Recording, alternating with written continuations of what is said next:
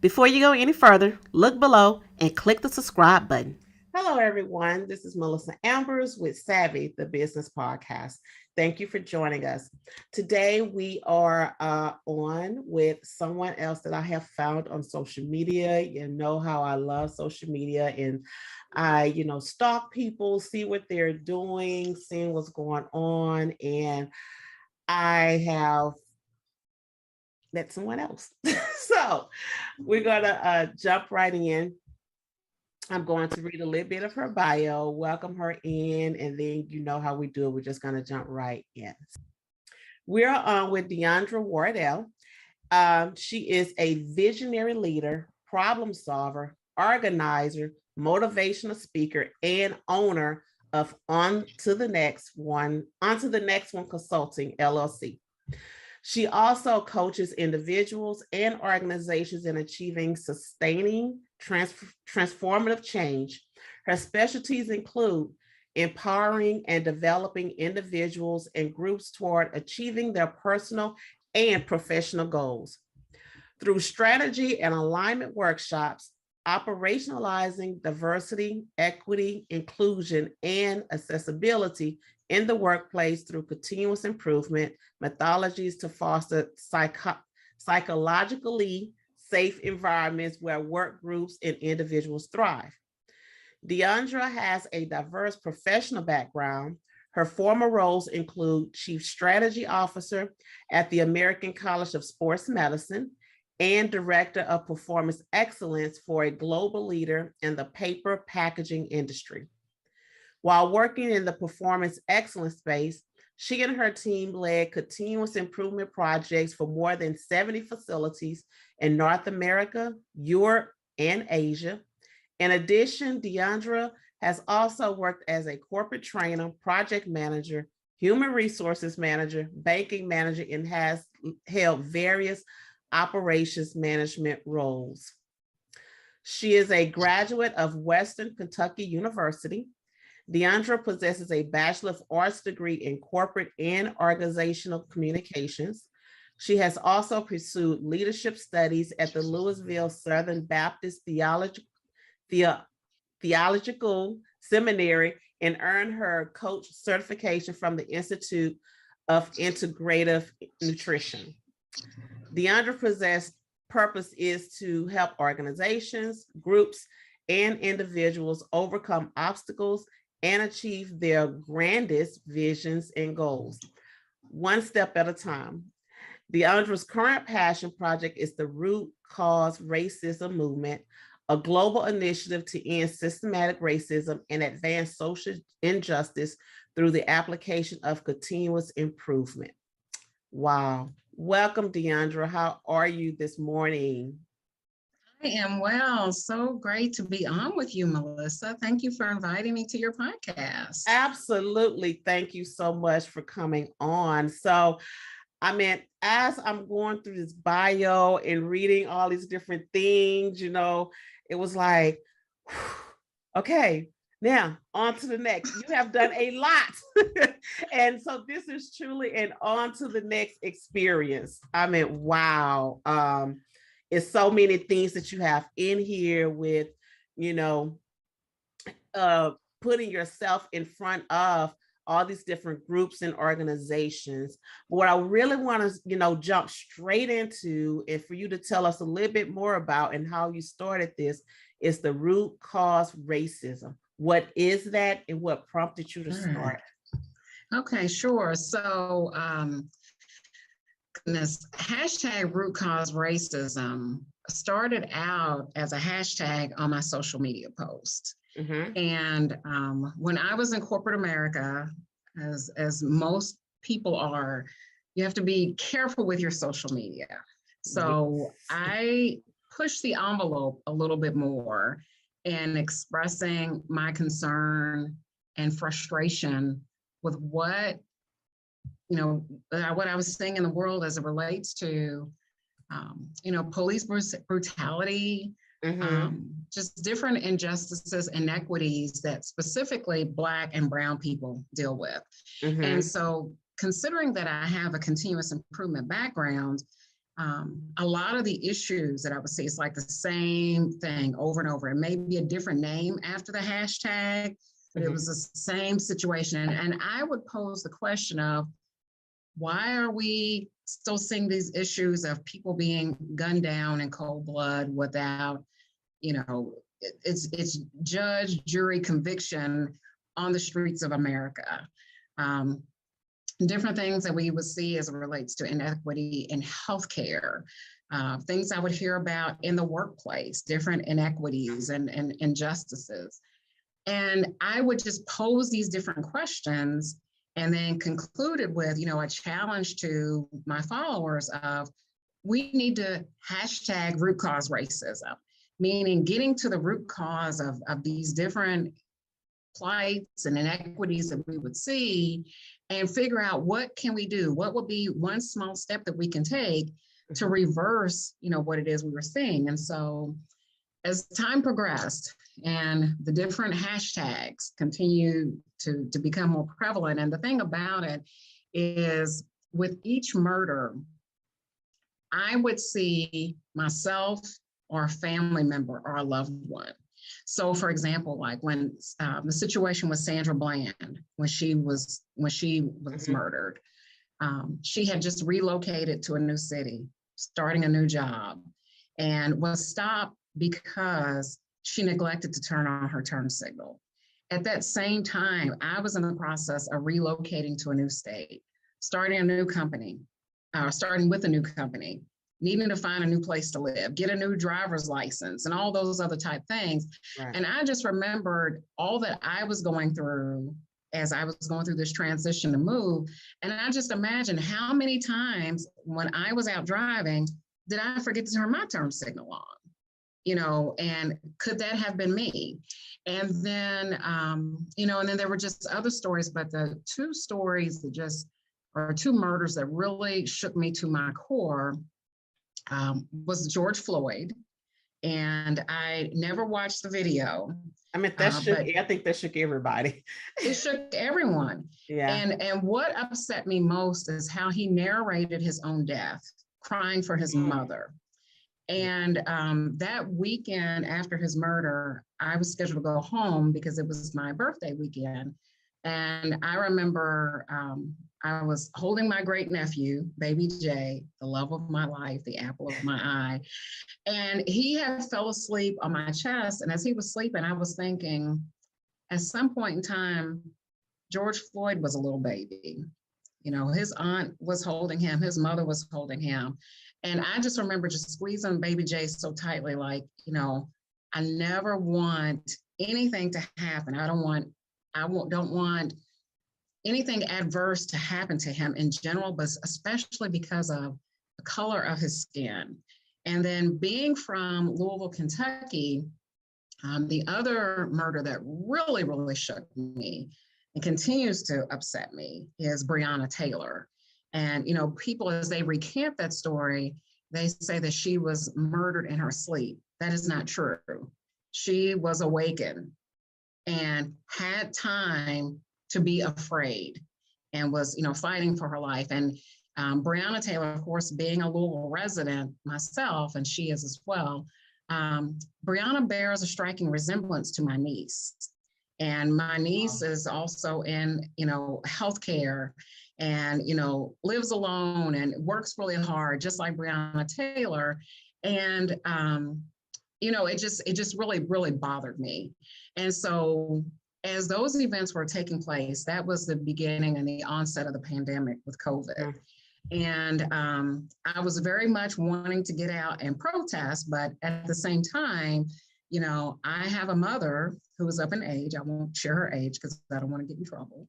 But, I needed to ensure that and this was before a vaccine was available, and I needed to ensure that I was safe so that if I needed to get to her to take care of her, do whatever, right, I could do that. So actually protesting in the streets was not an option for me for that reason. So what I determined is social media would become my streets of protest. And so whereas I have been very careful and very guarded in sharing my views and expressions only on Facebook, I took my concerns to LinkedIn. And one of the reasons I did that is because, among my LinkedIn community are other continuous improvement professionals. And I felt like, we have that experience of working and rallying and gathering teams to explore issues and take a scientific methodological approach to improve matters and situations. And I said, as it relates to what we see and what we need to address in racism, it's no different. And so I started posting more on social media, very nervous about it. But at the time, I was a senior executive and I wanted people to understand, just because I have a degree or I have a title or what have you, I am not exempt from the things that we're seeing in the news.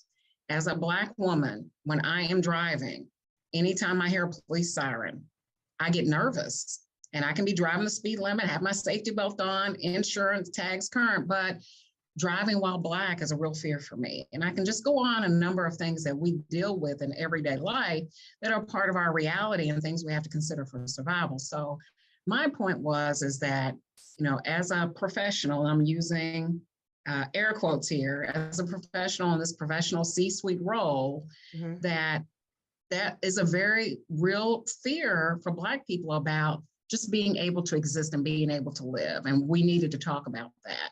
And so the majority of my posts were very well received. And of course, with LinkedIn, you have your trolls, but we didn't feed the trolls.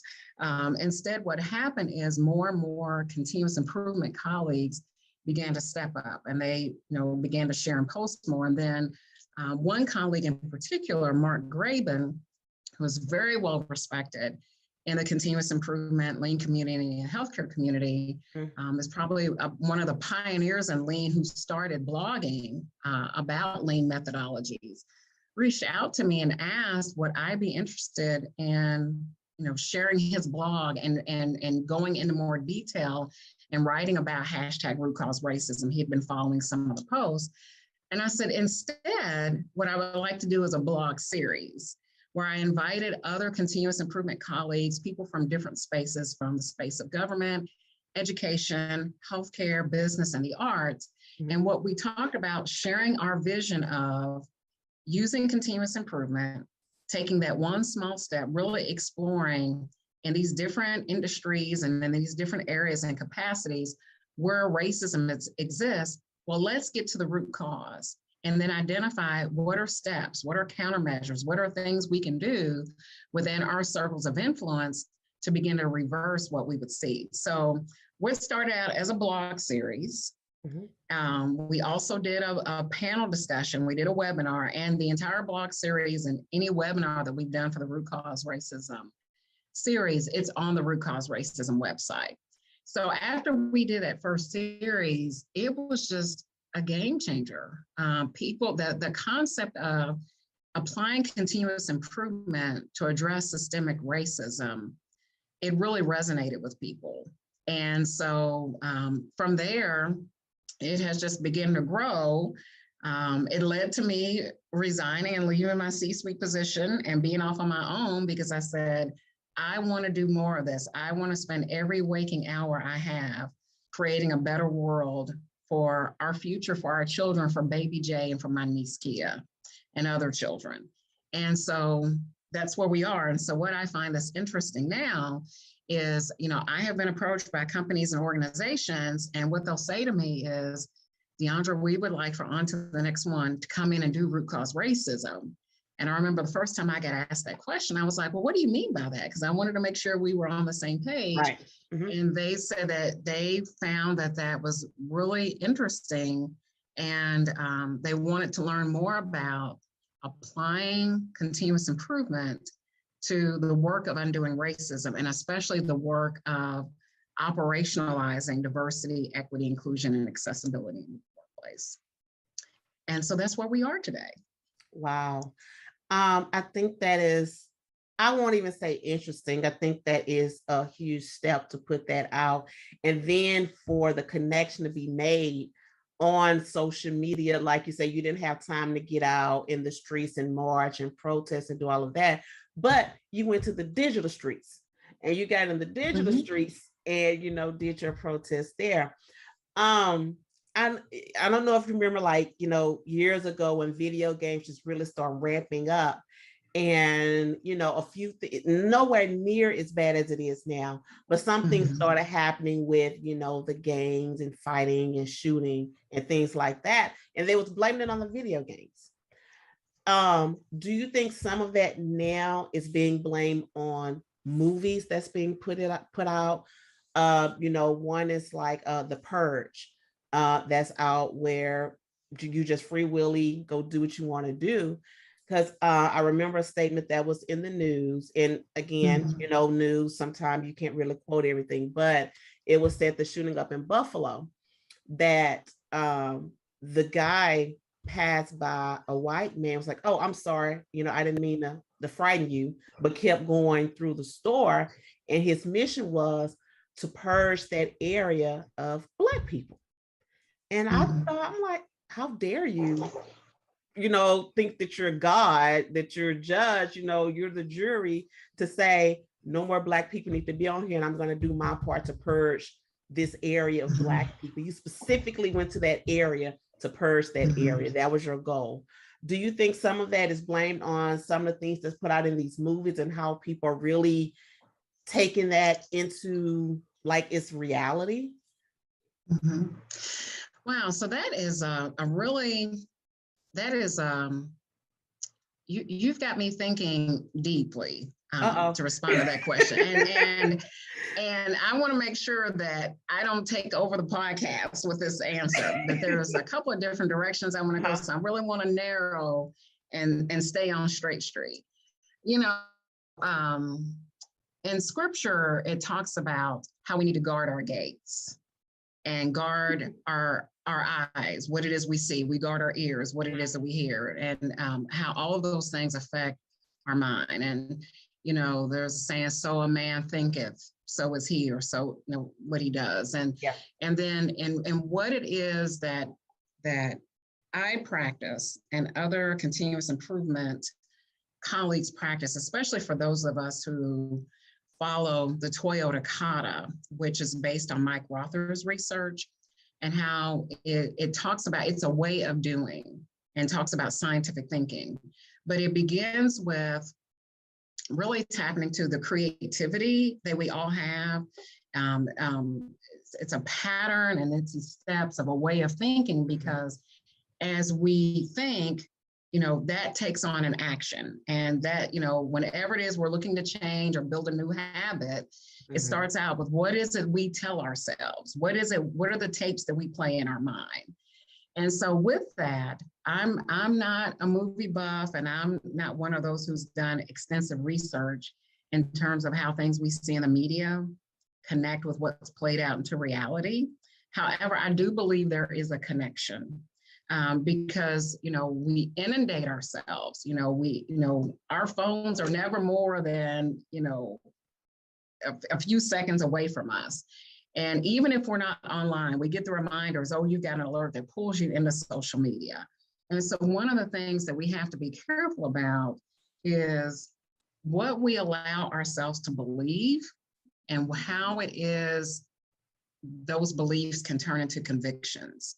And that is another reason why the work that we do with root cause racism is so important, because one of the things we need to be mindful of is being careful not to jump to conclusions and make assumptions. You have your hair up in a bun. I have my hair up in a bun. So I'm going to make this judgment that all women who have their hair up in a bun, we're smarter and better than anyone else. Well, that doesn't make any sense. You can't, just speed ahead, make these judgments based on, surface information and not really digging deep. And I think that's what we're seeing a lot now. Even in social media, some of these debates and arguments that people get into, it's not based on fact, it's not based on data. And if anything, it's fake news. Sometimes information is being warped and twisted and manipulated to get across whatever point is on someone's agenda. And so, that's another part of why these blog series are so important in making the connection between continuous improvement and doing the work to undo racism, because it starts with getting at the root. looking at data, the storytelling, what a person's real experience. You know, it's in our human nature to jump to conclusions. And you know, we've seen this before, we've experienced before, and we know what the answer is. We just want to go ahead and do it. But what we teach and what we practice is in continuous improvement is don't be so certain, don't be so sure. Take the time to go and see. Take the time to go and learn. Take the time to review data and to talk to the individual that's closest to the process or is experiencing whatever it is they're experiencing. And that same type of mindset and practice can apply to the work we're doing to undo racism, and specifically along the lines of, you know, looking at what we're doing in the workplace around diversity, equity, inclusion, and accessibility. You know, regardless of what assumptions we make about people based on what we see in the news or what we see on social media, every person is unique and different. Take the time to get to know what is really going on. Take the time to understand what is really happening in the situation. How do we get here? And if more people began to take on that mindset, we would see a really huge shift in some of the things that we're experiencing. And going back to, you know, your original question, where, you know, people are talking about, well, we're being influenced. There are people being influenced by movies, and there are people being influenced by these games and what they're saying on social media. Well, the connecting thread through all of that is how much of that is facts? How much of that is data versus people jumping to conclusions based on their own biases and assumptions? And then where does that lead us? Sometimes not in a good place. No, you're absolutely right. And that kind of, you know, takes me into, you know, segue into the next is like, you know, I know, you know, you work with a lot of organizations and groups, and, you know, same thing with, you know, what you see, what are the facts, you know, do you have the data? Are you assuming, you know, where are you with the decision that you've come up with? So, you know, working with these organizations, and I always like to start at the top. You know, we're starting with these leaders, executives, where they want to, you know, have improvement. They want to change. They want to do all these different things. But where is your data? You know, why haven't you dug deep and really talked to the departments that's actually doing the work, instead of from a high level, you're just looking down and say, oh, okay, well, this looks like this isn't work. This looks like it may not be the right thing, instead of really, you know, swim in the deep end of the ocean and, you know, get to them in that dark part of the ocean where you don't see anything, get down deep in there and start talking to people, you know, how is this working? Why is this not working? What are some of your issues? What are your concerns? But going into where they are properly trained to understand how to connect with those employees, because it's just that human nature that they have, and so many things have happened in various, you know, situations where we're limited to what we can say. We're told it's an open door policy. We're told, let me know, we're here, come let us know. But the reality is you're limited on what you can say, what you should not say, and how you should approach any leader, because you have the fear of retaliation. You have the fear of losing a job. You have the fear of not getting a raise. I mean, we could go on and on and on different things that a person can have a fear of, but how can that be transitioned into these organizations for the leaders to really understand that, get the right data, not hearsay, and what you think you see? How can they really transition that to continually improve not only the company and the organization to increase their profits, but really dig deep and get in there and find out the reality of what's going on? So, Melissa, you've already touched on it. It begins with the leaders, you know, senior leaders, the decision makers, those who have influence, those who provide the direction, who share the vision, who, you know, really give guidance to what is included in the strategic plan. And so it begins with those leaders. The other thing that is so important, and this is what I talk about a lot in the work that I do with strategic visioning and what I do with strategic planning, because it's important for leaders to know what direction the organization is going in with that strategic plan, but it's important to cascade that throughout the organization.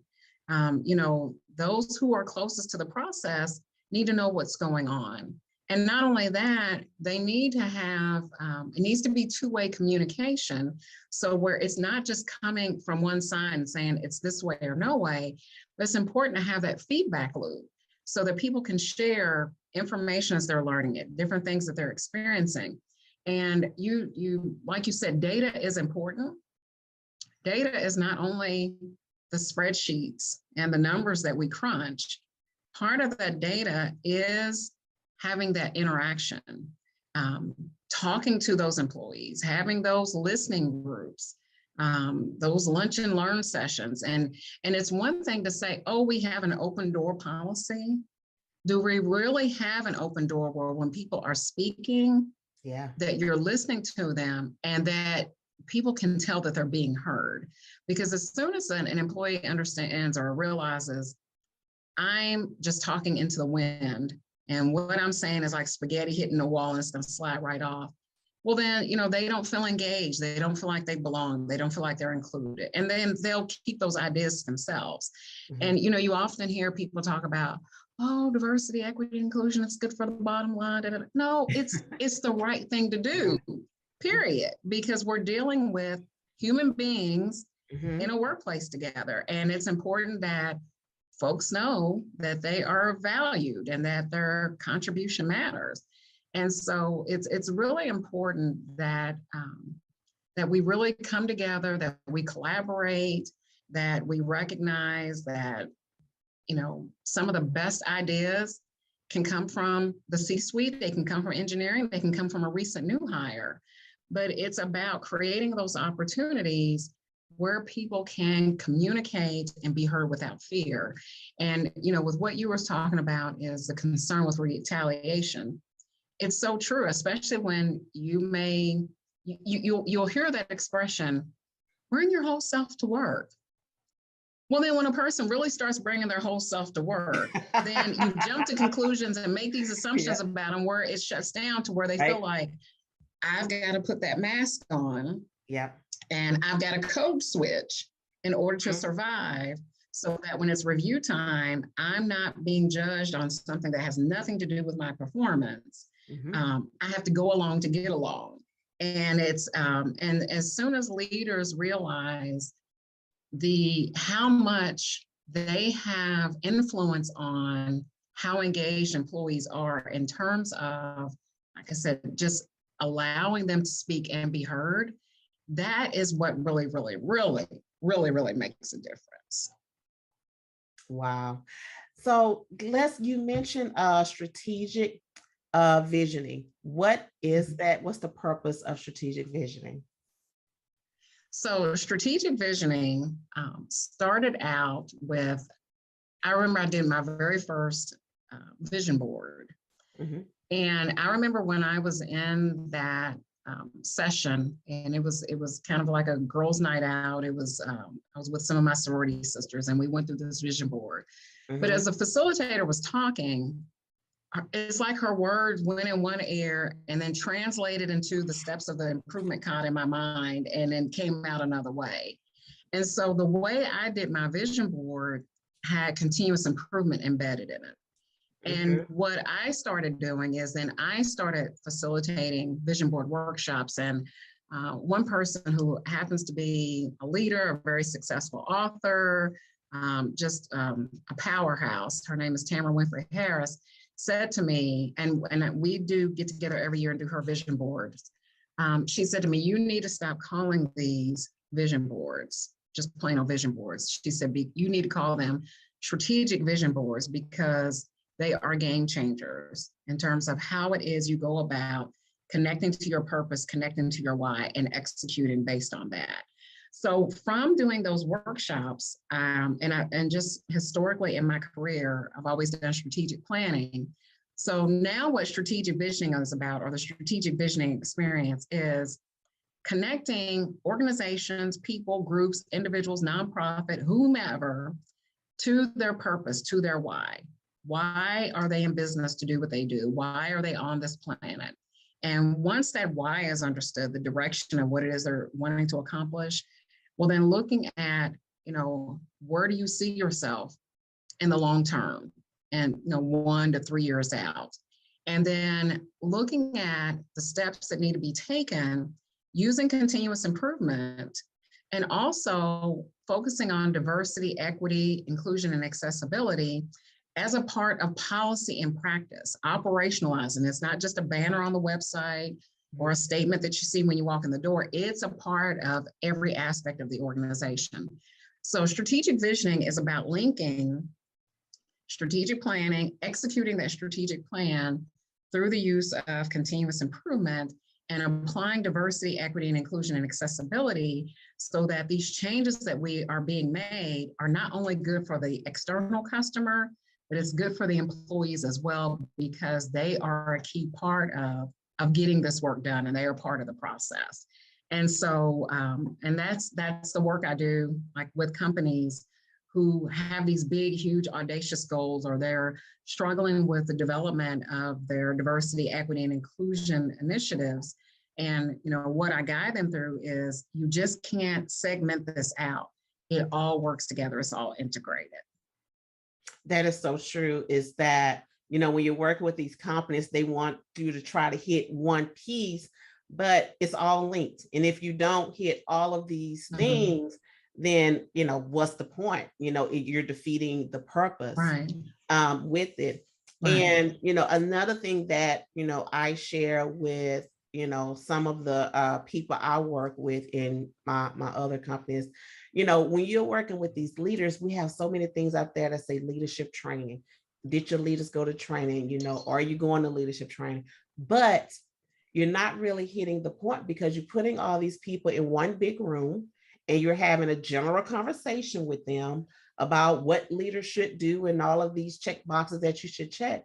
But within all of these leaders that's in the room, all of them have different concerns. They have different issues. They have different things that they need help with, and it's not a general conversation. So how many times are you going to break out these leaders and say, okay, let's segment this group? We're going to do you for this, do you for this, and just, have different groups and maybe bring them for a general conversation. But if you're not really hitting those points that these leaders need, you're still defeating the purpose of having a general leadership training. So, I'm saying that to kind of segue into a little bit, and it's almost like we're going backwards a little, but, with everything that we talked about with the whys, the data, all these things that's needed, would you say that is what made you get into training, development, and continuous improvement? What made me get into it was, and is, my love for people. And one, you hear that, I'm a people person. Well, what I mean by I'm a people person is, because you hear that, I'm a people person. And you may not hear the but I'm a people person. And so, but what I mean when I say I'm a people person, especially in the workplace, I have had some successes. I've had some mountaintop moments. I've had some valley experiences as well. And some of those valley experiences were because of the fact that, I'm a Black full-figured woman in leadership. And from that, there were some unpleasantries that I dealt with. So, what my desire and goal is, and this is what drives me every day, is one, I want people to be connected to their purpose. I want them to understand their higher good. Why is it they're here on this planet? For businesses, what is their why in terms of the service or product that they're offering, to connect them to that? And then, with this work, and especially for senior leaders, they have a heavy burden and a heavy mantle on their shoulder. They're expected to have all the answers. and, just, be, perfectionist in a sense, and that's unrealistic. Everyone has something they're struggling with, and what you're talking about is, leaders face different things, and no two leader situations are exactly the same. They may be similar. Mm-hmm. And why I enjoy doing this work is to help lift that burden, to use continuous improvement to show, yes, you have this, what seems like an insurmountable goal to accomplish. Mm-hmm. But whatever this insurmountable goal is, it's worthwhile because it's connected to your purpose. But let's break it down into bite-sized pieces where it doesn't feel so overwhelming. And let me coach, let me mentor, let me guide you along the way so where you can take one step at a time, accomplish whatever milestone you need to accomplish, and then move on to the next one. See what I did there? That on to the next one. But anyway, and so that's what it's about. And so, yeah, on to the next one. And so with training, I don't see training as, okay, we're going to open your book, you're going to check this off, but new information that is shared that is life-changing and that can help a person develop and get closer to whatever it is that they're aspiring to achieve, or whatever new skill they're wanting to develop, or whatever it is that they have their sights on. And when people have that light bulb moment, when something clicks, or when they like, I've been wrestling with this and now it makes so much sense, or, oh my goodness, I have my answer, that brings me so much joy. And so that's what it has always, I've been teaching since I think I started teaching Sunday school when I was 9, and I taught, teenagers and young adults. And I've always been in some type of teaching role because of the excitement I get when people get it, and whatever that it is, and those light bulb moments that connects them to something that is really, really meaningful and that's helpful to them with wherever they are in their journey. Wow. This has been an enlightening and pleasant conversation, and we could go on and on and on and on, but I mean, it's so many conversations behind, training, continuous improvement, DEI, all these different things. And the sad part is that none of this is new. Some people think it's new because of, post-pandemic, DEI and all of this is, it's like a huge spotlight has been put on all these different things. I'm like, that's not new. It's like, this is not new. It's been going on for decades, So, I will say it is a positive thing that the spotlight is on all of these things right now, because no, everyone still do not get it, but there is a huge number that's starting to get it, and they're raising their hand. Hey, we need help. They're reaching out to you. Hey, we need you to come talk to us about this, educate us, help us to understand. So they're wanting to know now. It's like, I didn't think about it that way. So, I can appreciate the spotlight today. So with that being said, is there any ending thoughts that you want to leave with the listeners? Yes, and I'm going to piggyback on what you said about, the spotlight is on this today, specifically with diversity, equity, inclusion, and accessibility. And here's what I want to say about the spotlight. And this is what I share with clients I work with. Sometimes they come to our discovery sessions with a little bit of shame, and they will say, we should be further along. We're so embarrassed that we're not already at X. And this is why continuous improvement is so important, because in your pursuit of your future state that you're working towards, your current state is just that. It's your current state. Look at it as it is what it is, without judgment. Gather your data. You know what your starting point is. You know how far you are from where it is you need to go. And at least you're on that path. Give yourself credit for that. And then what I want to say to all of us who are working in this space to advance equity, advance inclusion, to help organizations be successful, while the spotlight is on, this is another hashtag I like to use, keep your foot on the gas. Do not give up. When I talked about Breonna Taylor, her family still has not received justice. I will not stop talking about Breonna Taylor. You know, I have a painting that I did of her in my background. She is always on my mind. Mm-hmm. And that we have to dig our heels in and be determined for those things that we're passionate about and where we want to see change and where we want to see things improve, that we have to dig our heels in, keep our foot on the gas, identify that one thing that we need to do that can move that needle, work scientifically, experiment, do what we need to do to figure it out to accomplish that one thing. Mm-hmm. And then don't stop there. Keep moving on to the next one until we take our last breath, so that we are leaving a legacy for this next generation, for our children, for our loved ones. We're leaving them in a better position than how we found things. And so I would just encourage people not to get where it can be frustrating. You can get tired, but whatever it is, don't give up. Rest, but don't give up, and keep moving on to the next one. On to the next. Wow, I love that. Let everyone know how they can reach out to you, get connected, and just follow you in your blog. Sure. So the best way to connect with me is through my name, Deondra Wardelle, Deondra, and then Wardelle, Wardelle. My website is deondrawardelle.com. And by going to that website, that takes you to all my social media channels. And on the home page, it also explains the hashtag Root Cause Racism movement. And it provides you with links that take you to the Root Cause Racism website and the Root Cause Racism blog series and webinars. Also, if you're interested in learning more about anything we talked about today, there's an opportunity on my website where you can schedule a meeting with me to discuss next steps of maybe where you or your organization would want to go. But the best place to start is that website, deondrawardelle.com.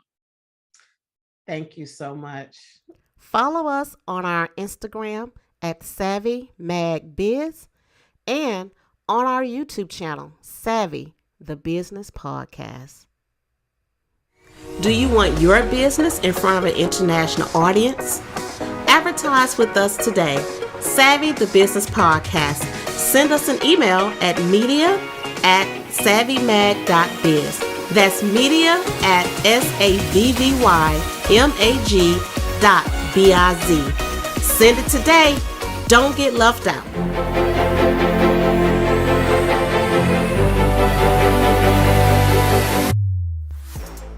Thank you for joining us on Savvy, the Business Podcast.